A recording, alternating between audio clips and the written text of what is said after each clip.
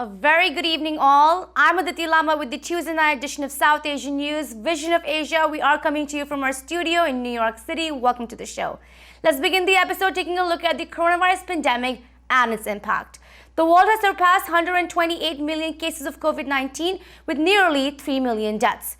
Here in the United States, we are at more than 550,000 COVID-19 deaths with now more than 30 million cases. We have reached yet another grim milestone of COVID-19 deaths with an average of 1,000 deaths per day. So we hope that you continue to practice all guidelines to prevent the coronavirus, especially by wearing a mask and practicing social distancing. It's important right now as the nation races to vaccinate people all across. On speeding up the process, President Joe Biden said that 90% of adults will be eligible for COVID-19 vaccines by April 19th and that vaccination sites would be within 5 miles of an individual's home. This is happening while experts across the country are getting worried about another surge of coronavirus, especially with loosening of COVID-19 restrictions in certain U.S. states. In politics and more, today saw day 2 of the trial of Derek Chauvin, the former police officer who was charged in the death of George Floyd last year in May, where he kneeled on his neck for more than 8 minutes. The trial saw several witnesses describing George Floyd's death. The police officer has pleaded not guilty. More on this and COVID-19 updates and measures are on the show today, so here are the headlines. Possible fourth surge of coronavirus concerns experts, Dr. Tushar Patel, New Jersey. Witnesses describe George Floyd's death in Chauvin trial day 2, veteran journalist Rohit Vyas, New Jersey. Umia Dham Temple administers COVID-19 vaccine for South Asians in New Jersey. It's time for a short break on Vision of Asia, Voice of the Community. We'll be right back. Welcome back. I am Aditi Lama and this is Vision of Asia, Tuesday night episode of South Asian News. Let's take a look at coronavirus updates and measures. Even as the country steps up the pace of vaccinations, it remains in a race against a virus that is on the upswing as the spread of variants and loosening restrictions threatens to bring possible surge in new infections, hospitalizations, and deaths. Health experts and officials are pleading Americans to stay vigilant, warning that states such as Texas and Florida, who have relaxed or eliminated the guidelines of the CDC, especially on wearing a mask. This is happening while variants of the coronavirus first discovered in the UK continues to spread all across. President Biden has called on governors and mayors to maintain or reinstate mask mandates and said that right now is not the time to let guards down and said we are giving up hard-fought, hard-won gains. The CDC is also feeling scared about the potential surge that's going to hit the nation and continues to warn the public to maintain the 3 key guidelines of mask, social distancing, and washing hands. More on this and the origins of the coronavirus, we spoke with ITV Go's health expert, Dr. Tushar Patel. Here is Dr. Patel. We're looking at more than 550,000 deaths of COVID-19 with more than 30 million cases. My first question to you is, how are you observing these numbers, especially when CDC Director Dr. Rochelle Walensky said that she is scared and worried about a possible fourth surge of coronavirus in this country? Yes, so we are almost there, but not there yet. That is the very brief description of what is happening in this country. The cases are continuously staggering, is not going down. We almost have 60,000 new cases every single day from last few weeks. That is not a good sign. Number of deaths are getting better. Hospitalizations are steady. However, the number of new cases are concerning, and she is absolutely right that the way the variants are happening, we may get fourth surge in this country. Right, and just talking about the variants, Doctor, I read somewhere today that the UK variant is immensely impacting the nation right now. Which variants are you worried about? UK variants, we have almost 10,000 cases in this country with this new variant. Wow. Even people with vaccinations may get involved with this new variant infection. So we all need to be very careful. And the other variants are also on the rise at this point. And are they is the vaccine effective against it? So most of the vaccines, the Pfizer, Moderna, and J&J vaccine are effective. However, no vaccine is 100% effective, so we all need to be very careful. Right, and when you are looking at these numbers of cases, Dr. Patel, experts are saying that a lot has to do with the young population of this country that is not currently following the 3 key CDC guidelines. What are your comments? Absolutely, because since the beginning, we failed to follow the public health recommendations, especially the young individuals. They think they are invisible, they will not get the infection, they have immunity, and I think that is the false sense of security, and that is the whole reason the entire country is suffering right now. Right, and meanwhile, Dr. Patel, a lot of states are currently loosening their restrictions of COVID-19 and even ending mask mandates. President Biden is actually urging governors and mayors to reinstate the mask mandate. How are you looking at this? How dangerous could this be? It is going to be very dangerous if we remove that mask mandate from the states. What will happen even after taking the vaccine? You have to have the mask on. Otherwise, you will continue to have the cycle going on. The reinfection, the new infection, the infection with the variants will continue to go on and on and on. And I think we will not get that difference in the new cases. Right, and while we're talking about this, Dr. Patel, European nations, some of them have gone on a lockdown. And this is very similar to what happened last year. Could we also go on a lockdown? Is that a possibility? And if so, what needs to happen in order for us to get this lockdown?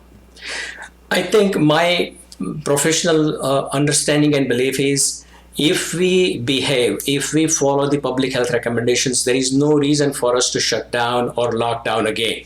However, if we have these surges like last year, April, May timeframe, we may have to go take some aggressive actions. The government has to take some aggressive actions to control the spread of the virus. And I think this is a very sad situation. We are almost there, but next few months will decide where are we heading now. And, just looking at New York City, Dr. Patel, we were once the worst hit from this pandemic. And, the population is so intense here. But the New York City Mayor, Bill de Blasio, is saying that people that were doing remote work will now be able to go in person starting the month of May. Do you think that's too soon? That is too soon. I think we all need to be very careful in going to work and taking public transportation, driving to New York City. Next few months, we all have to be very careful. And I think after June, when we have close to 70-80% people vaccinated, we can resume such activities of going to the office and mingling with people. So right now is not the time? Not the time, not the time. Okay, well, we'll be following that up. Let's now talk about the vaccines, Doctor. I have a couple of questions. My first question to you is, what according to you is still missing in vaccine research? What are experts worried about when they're looking at all these vaccines?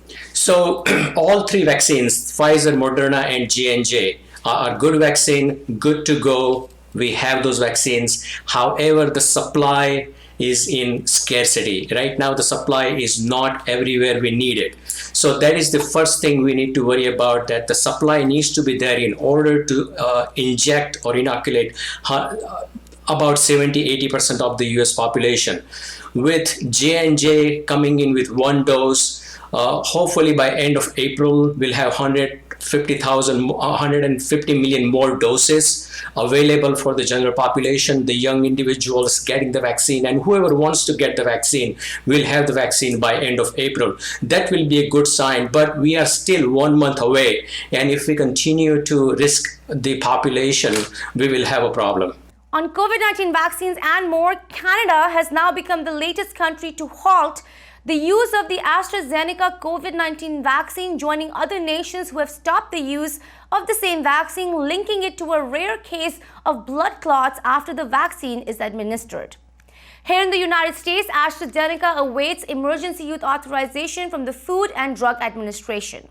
More than 180 million vaccine doses have been distributed across the nation, and more than 145 million doses have been administered. About 16% of the US population is now fully vaccinated. More on vaccine, many states are increasing eligibility for getting the COVID-19 vaccine in order to speed up the process before the possible fourth surge of coronavirus. In New York, where we telecast from, has now begun vaccinating anyone above the age of 30 and will make all residents 16 or over eligible for the vaccine on April 6th. On the vaccines, several organizations are trying to ramp up the vaccination program and are using their facilities to give out the COVID-19 vaccine shots to communities around them.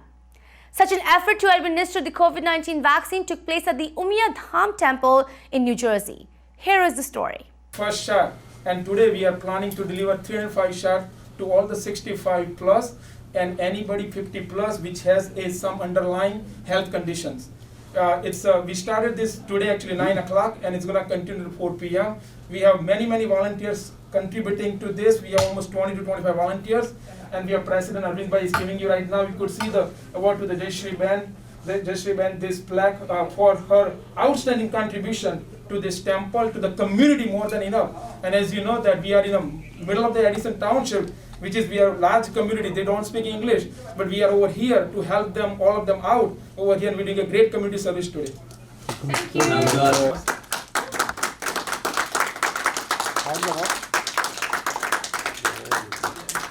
Thank you so much having us as a Rite Aid partnership with the Umia Temple. Today at the temple, we arrange for the second shot of the vaccine by the partnership from the Rite Aid. We really appreciate the Rite Aid, what they did for the community members. Over 300 plus vaccine was given to all the neighborhood and whoever is over 65 plus. So we really appreciate the Rite Aid partnership for this event, and we are looking forward to do continues this kind of events in future for the community. Thank you.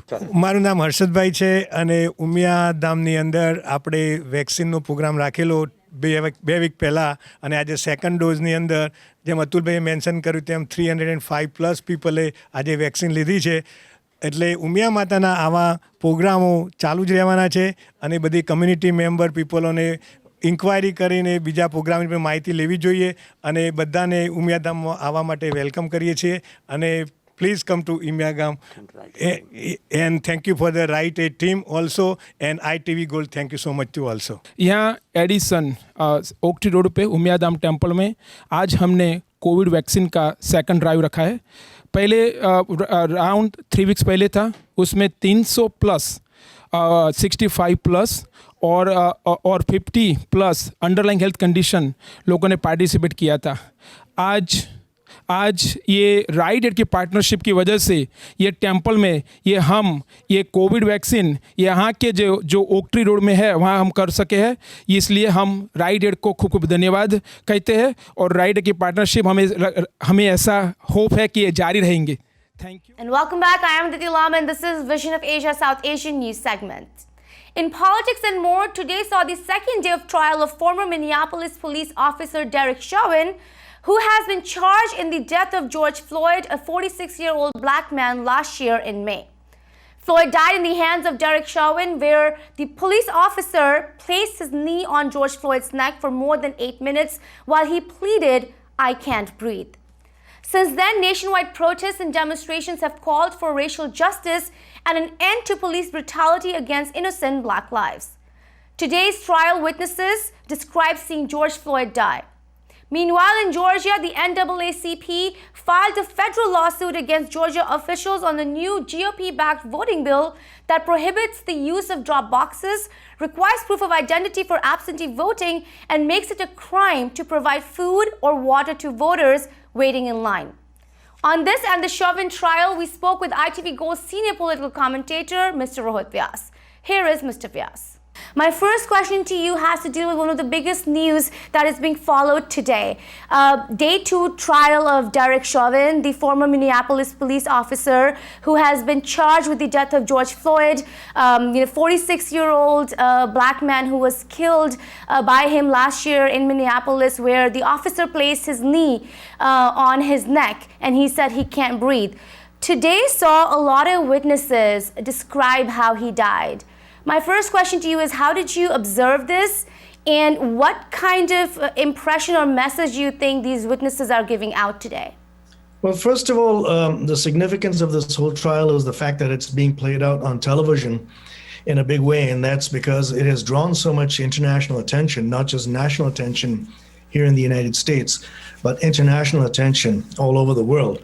And I think the fact that the courts have allowed it to happen, to be televised, not just select sections, but the entire thing, as it were. And the networks have been going out there to televise it, to show the American people and the world of the justice system itself at work. So that itself, to begin with, is extremely significant. And of course, a lot of surprises coming up. There are many witnesses who were there. We're beginning to hear about them for the first time, and therefore you're going to get different perspectives as to what people had seen out there, not just what the media was saying significantly, not just what the media was saying and reporting, but what actual people on the street saw. So that's going to be a very significant part of this entire trial.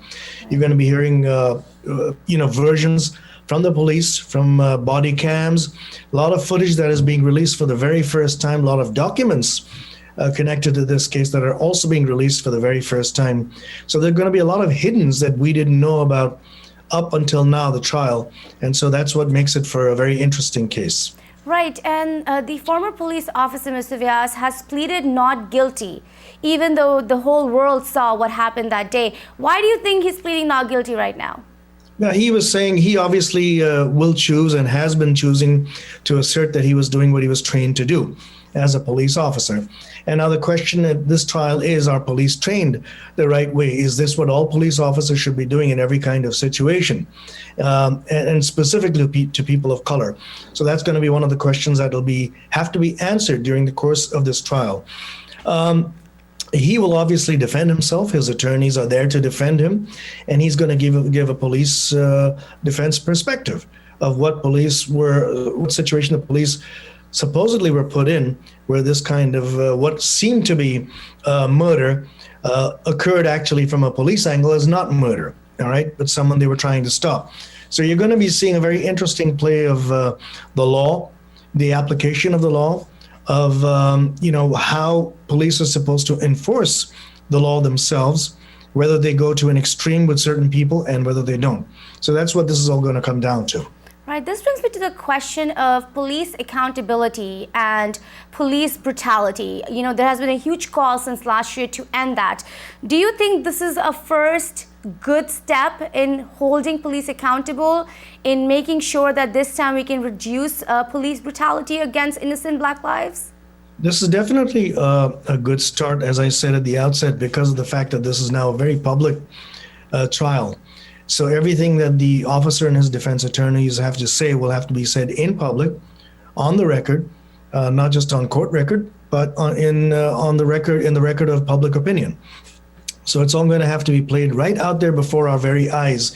We're going to see before ourselves whether what he is saying and what the way he acted was in the best interests of the law and enforcing the law, or whether it was cold-blooded murder, as the prosecutors are asserting that this was cold-blooded murder. The fact that he said, and many witnesses have already come out, or some witnesses have come out, talked about how they'd seen, there was this MMA artist, mixed martial arts, sports person, who came out and testified emotionally, rather, about how what he saw was murder unfold before his eyes. Now, that's a mixed martial arts professional saying that, and that's very significant. That testimony was extremely significant because he was a witness, and he is into mixed martial arts, and he knows what the pressure points are on the human body, where you're supposed to apply pressure, where you're not supposed to apply pressure, when you're supposed to continue, how far you can continue, and when you have to let up. So that testimony in particular was very interesting, very significant, and you're going to see a lot of that coming forward. So This is really a fascinating case. And yes, it's a very good start that it's out there in public. And so whatever the ultimate verdict is going to be, it's going to be public as well. And then we can talk about changing police tactics, changing public interaction with police, changing community interaction with police, etc. That's all going to come out after this trial is complete and seen through. This witness that you just mentioned, Mr. Vyas, he said, because, I quote, because I believe I witnessed a murder, to why he made the police call, to why he was saying what he was saying. Do you, as a political commentator who has followed the story from last year, believe that was a murder? Do I what? Do you believe that was a murder as well? Well, I mean, yes, of course it was if from the looks of it. But like I said, we don't have all the facts now. The facts are going to come out during this trial. There will be police angle video that'll come out. Maybe some of that I believe has been released, but not all of it may have been released.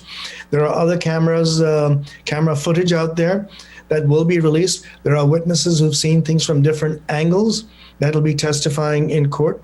There are the other officers who will also testify as to what they were doing when this situation arose. There'll be conversations that were recorded, apparently. I hear that there's some tapes that will also be played before the court and before the jury.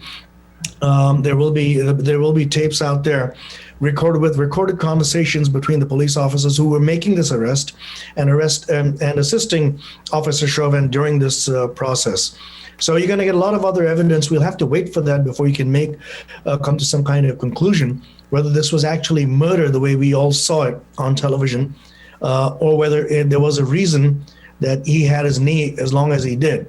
Obviously, it doesn't seem like it. It seems like cold-blooded murder, and for the most part, I believe that's what how they're gonna judge it. But we'll have to still see. What should the Brown community take out of this? Every community member needs to take out of this things very serious. That you can all be a victim at any time.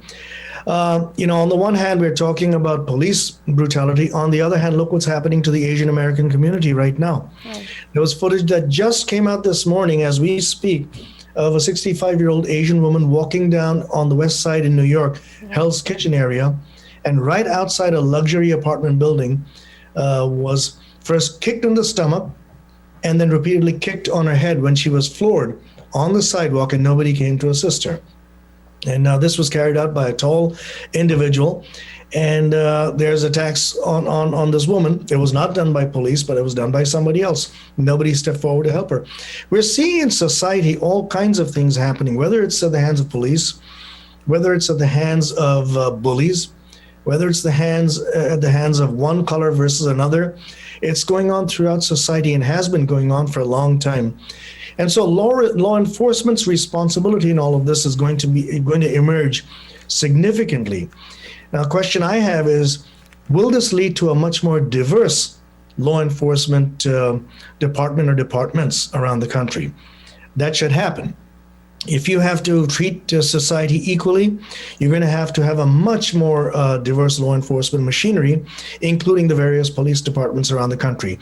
Some of them do have great diversity. For instance, here in the state of New Jersey, Jersey City's police department has tremendous diversity. I can cite that as a fine example of superb policing. That particular department should be emulated by all others. There are some in other parts of the country as well, but that's what's going to become the topic once this case is over. Well, this wraps up our show for the night. Please send us your suggestions and get your voices and organizations on our show. Email us on events@itvgold.com or follow us on Facebook @itvgold. You can also subscribe to our YouTube channel for proper access to many of our shows. Thank you for joining us tonight from Queens, New York. This is Vision of Asia, and I am Aditi Lamba. Take care and be well.